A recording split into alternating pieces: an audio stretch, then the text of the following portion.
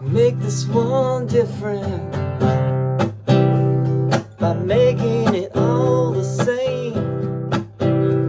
Son, don't be indifferent. If you do, it would be such a shame. Make this one different by making it all the same.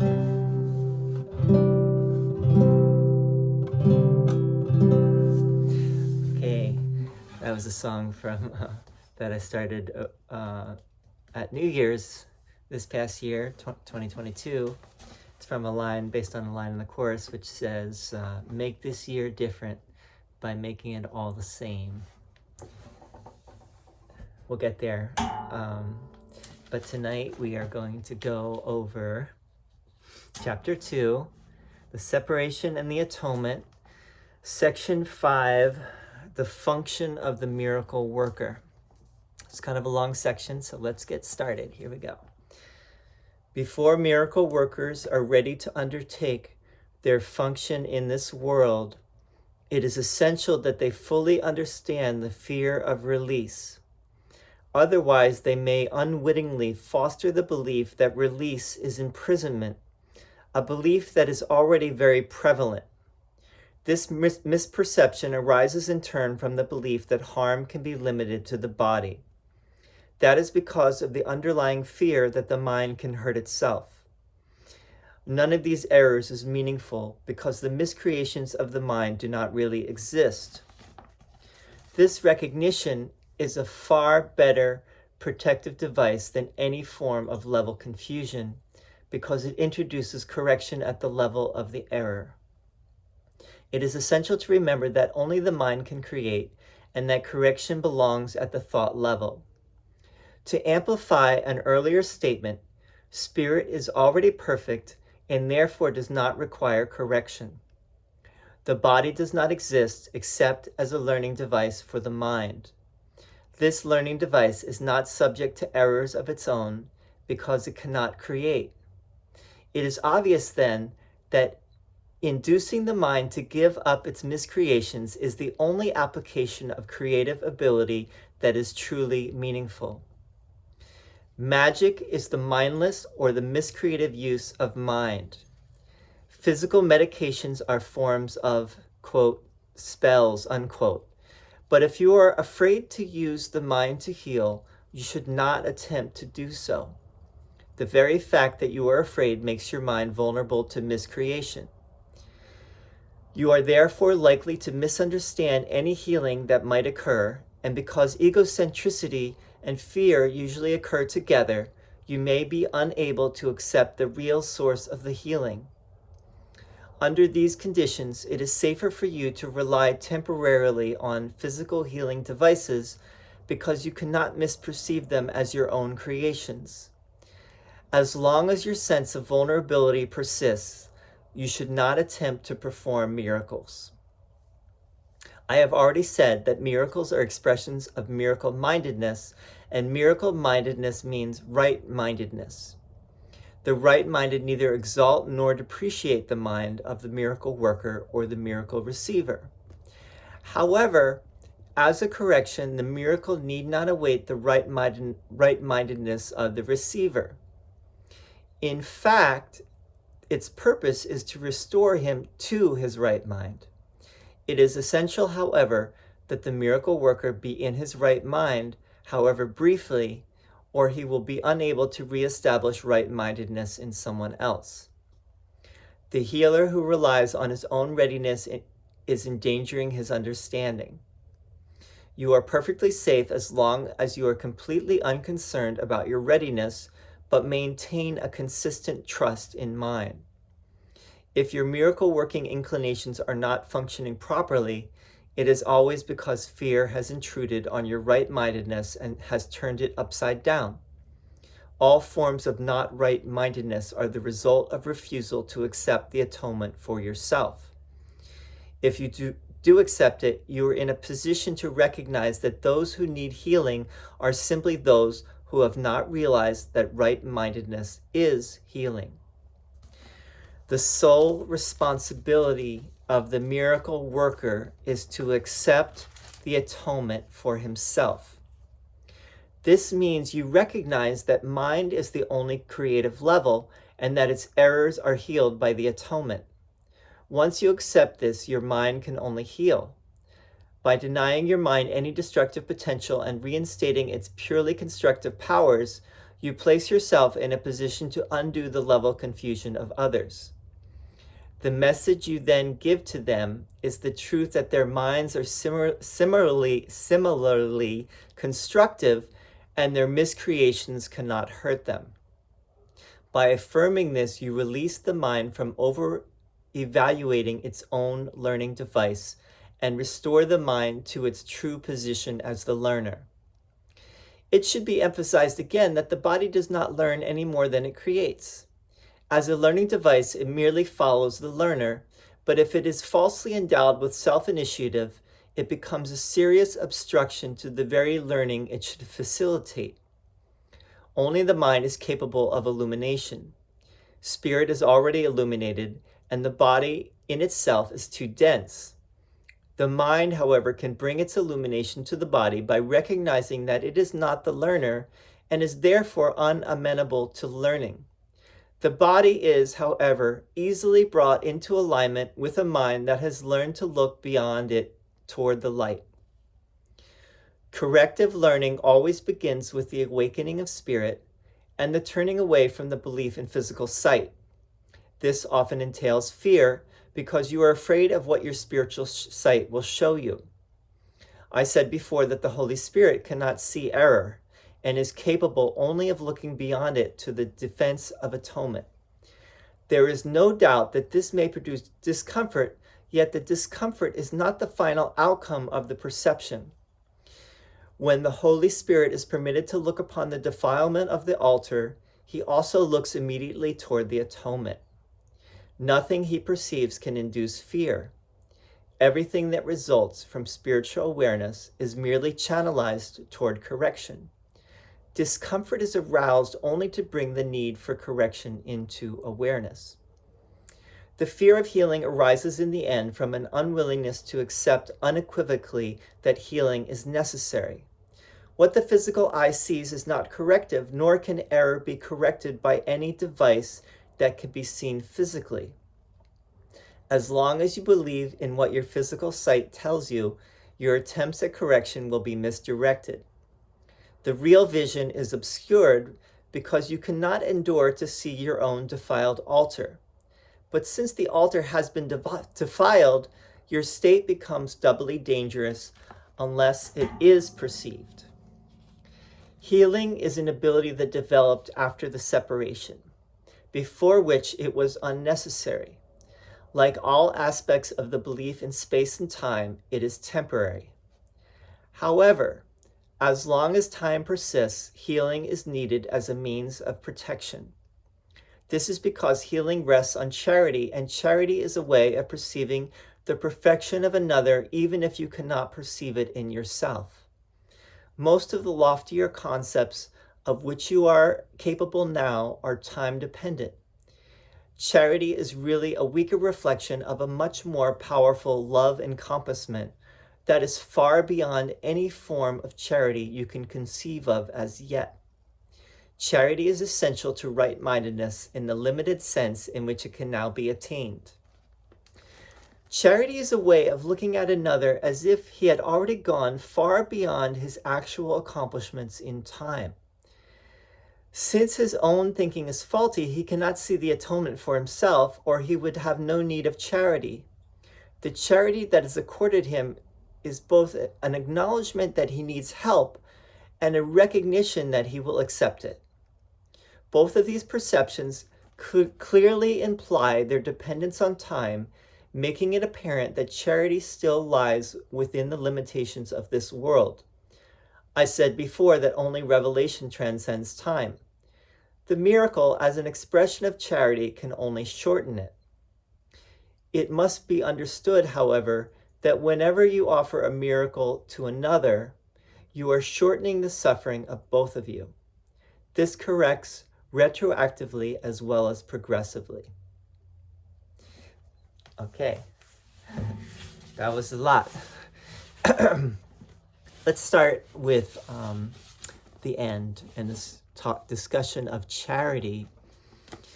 The word charity is, the common use today is giving, giving to those who are in need, right? And the deeper meaning of charity, I believe it's a Greek word, and it was used by Paul actually in Corinthians. You know that that great passage, I think it's Corinthians 1:13, love is patient, love is kind. The word is, I believe the word is charity, that it's not love, it's the Greek word charity, but it's often translated as love. Charity is let's see, the definition here, is a way of looking at another as if he had already gone far beyond his actual accomplishments in time. Now, basically, what Jesus is getting at is the idea of loving the other as yourself, which means that you see them as the perfect creation of love that they truly are. And in seeing them that way, they will see themselves that way. And you will see yourself that way. As you remember that is what you are. And you, even for a moment, Jesus also says, even if just for a moment, you can remember that, and you can bring that into any encounter that you have, it will be healing. One of the most important lines in this whole section, and I can justifiably say it's one of the most important lines because it's in all italics. So the editors, which for all we know were Jesus and Helen, and maybe Bill and Ken, they chose to italicize this whole line, which is, the sole responsibility of the miracle worker is to accept the atonement for himself. Now, there's a lot of, masculine pronouns in the Course, including for God and for the Holy Spirit. But forget about that. If you're female, it means for herself. And obviously the Course is always talking about brother. It's not talking about sister. But that's just the way the Course talks. Don't get turned off by that. That's just, I'm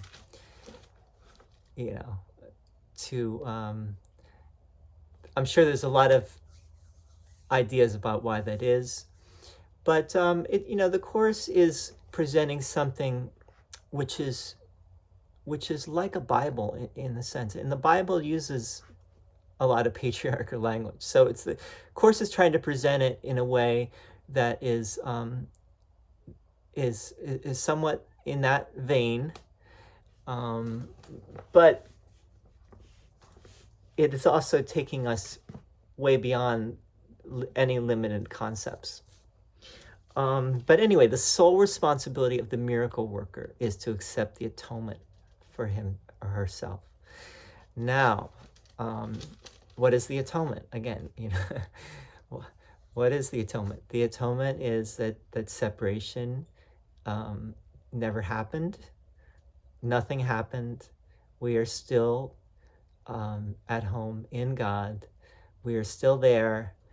And in that sense, there is no need to feel a lack. Definitely no need to feel separate from God. And it also means no need to feel separate from each other, because really, deep down, we all truly are one.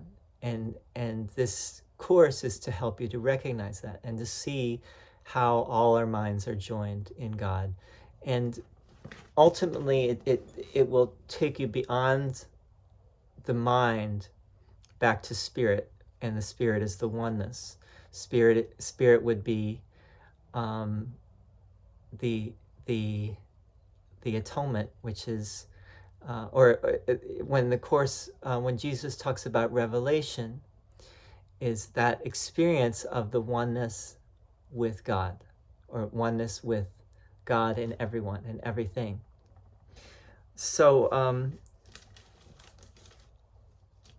another thing to say about this, which we'll talk more about, is A Course in Miracles is often referred to, in fact, it's referred to in the preface as a self-study course, which means that you do it on your own. You work with it on your own, and it's for the healing of your own mind. It's not for anyone else except you, and the only one that needs to wake up is you. And waking up is really the same thing as fully accepting the atonement principle, which is that God is there, and that's it. and we are, it's never changed. God has never changed. God is love, and love is the only reality. Healing, sickness, suffering, etc., anything of death is not real. And the way to get back is, again, through first accepting that for yourself, that idea, which is a big one. It's a huge one to accept that. And then at least be willing, or being open to that, and then starting to bring that into every relationship that you have, including with your body, which the Course refers to as a learning device. The body is neutral. The body just responds to your mind, and whatever purpose your mind puts it to, whether it's according to spirit, in accord with the Holy Spirit, or if it's in accord with the ego, that's what the mind will manifest. That's what the body will manifest. So if we're in, the more that we're in that right-minded state, which is, practicing the Course, or it might not be the Course, but right-mindedness would be remembering our reality as spirit, and that's our true reality, as love, as spirit, as God. The more we remember that, and the more we live in that, the more we will free ourselves. We will be free of suffering, pain, suffering, sickness, which is not to say that we will never have problems and that we'll never have illness. It just says that we will not suffer. We will free ourselves of guilt. The guilt will dissolve. The shame and all the other things that go along, the loneliness, the despair, the agony, the torment, all of those things will slowly but surely dissolve. And we will know that the ego really is nothing, and that love is everything. There's a lot of nuances in this section. It's written in a very, very high language. It's intricate. I don't know if we need to go too much more into it. I think that the basic message is very simple. And there are a lot of nuances, and the nuances are there, to get I think that it's helping to train the mind and to train the mind to think clearly and logically and discriminatingly, to be able to discern what is true and what is false. And so it's Jesus is raising the bar and bringing you up to his level, so to speak. And so that's one answer I would give to anyone who says, why is the Course so darn hard to understand and hard to read? Because reading helps to train the mind, and reading helps you to develop those critical faculties that will help you to free yourself. Okay, so I think that's it. That's good for tonight. Thank you so much for listening, and hope it was helpful. Please feel free to leave a comment. I would love your comments. Our website is trulyhelpful.love. Our company, our company is called Truly Helpful. We are here only to be truly helpful, and I hope it's helping. So thanks. See you next time.